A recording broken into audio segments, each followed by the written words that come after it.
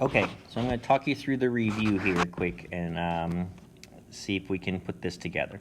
So the first one here, you have triangle ABC. They tell you A is 39, B is 106, and C has a length of 78.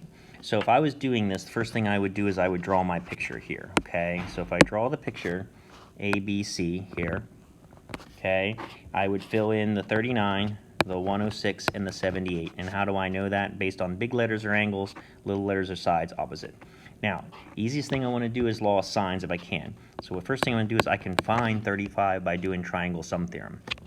Once I find that, I can do law of sines using this and the other ratios.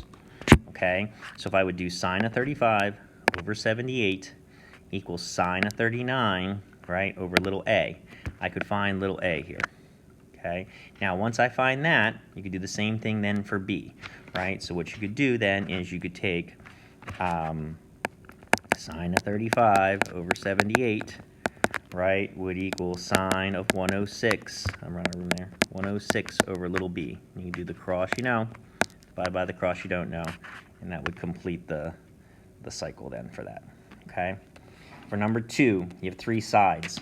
So again, I would kind of draw the triangle if you want, right? And when I plug them in here, then I would have 9, 7, and 15, right? And then if I would go through here, the first thing I do is find one angle.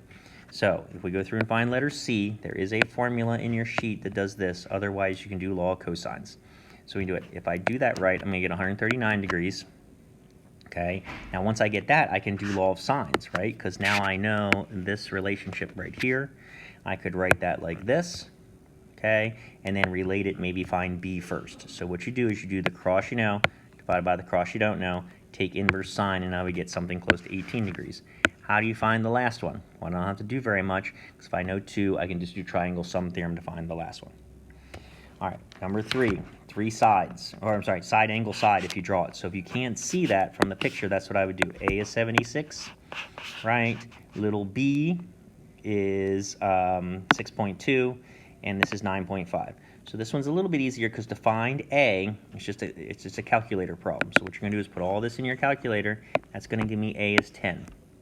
Once I get A is 10, what can I do? I can link these two together here, okay, and use law of sines. And what do? You set this up here. I would do the cross you know, divide by the cross you don't know, and then take the inverse sine, and it would give me something close to 37 degrees. So then the question is, how do you get this last one? Again, if I know 2 out of 3 degrees, I just subtract from 180. Okay, so I'm skipping those. All right, this one's a little tricky. I'm starting my video over because this answer's wrong. So I have a pole here where it's 8 degrees here. So, and then it also says this is the shadow's 25 feet. So if it says here this is 8 degrees, do you see how I got 82 degrees for that? And then it says this angle down here is 48 degrees. So again, similar problem. What I'll have is I have 2 angles. I can find the third. This turns out up here to be 50. Why is that important? Because then I know this relationship. So I can do sine of 50 over 25. And then what I want to know is the length of the pole. So I'm going to take sine of 48 over x. I'm going to do the cross I know, divide by the cross I don't know, right, and get that length. Okay, so if I did that quick, actually I had to change that. So sine of 48 times 25 divided by sine of 50, you're going to get something like 24.25. Okay, now on the test, we'll make sure we diagram the picture for you, but a little better. That one didn't work out real great. Okay, number 7, J.P. Miller hit an iron 14 degrees on a line between the hole that is 310 yards away. Okay, so let me diagram this for you. And how far is the ball from the hole if it landed over here? Okay, this is another side angle side problem, which should be kind of a winner because it just goes right into the law of cosines. Just a reminder that the 2 key points are the 14 degrees and the D that I'm trying to find, right? So this one and this one have a special place. The rest goes in. I can trust you put that in your calculator, and that's what you could get. All right, number 8, let's find the magnitude of a vector. Do you remember that this right here has a version of 1, this one here has a version of 3, okay? So how do you do it? You do Pythagorean theorem, okay? So however you want to do it, because it gets, I think really this could be -1 squared if we wanted to. But -1 squared is 1, 3 squared is 9, you get the square root of 10. The magnitude of the vector would be that, because what would this vector look like, right? It would go 1, and then 3. The vector would look like this. So again, if you wanted to sketch it, it's a pretty ugly picture, but 1 and 3. Remember, magnitude is always positive.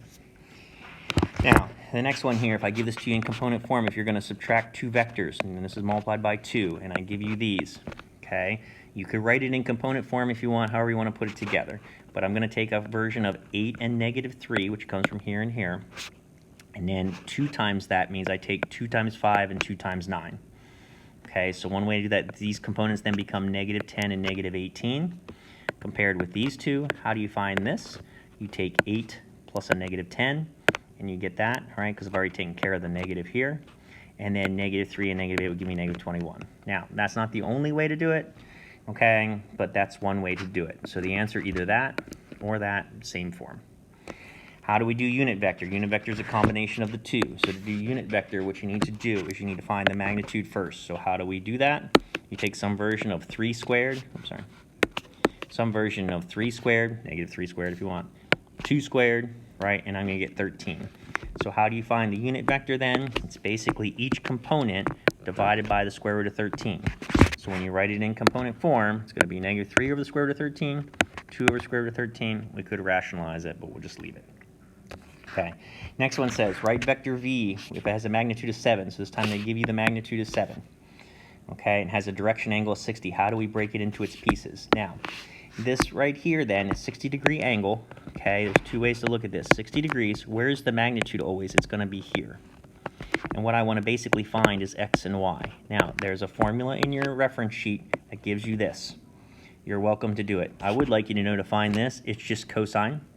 So you could do SOHCAHTOA and get that, and this is just sine. But if you want to use this formula, that's how it's related. If you do it carefully, they got exact answers. I will take decimal answers on the test. This is the version you would get. Okay. Number 12, to slide a storage box across a loading dock with a force of 40 pounds at an angle of 26 degrees. So if we draw our little box here like this, okay, so I have a box here. It's 26 degrees. This is 26 degrees here.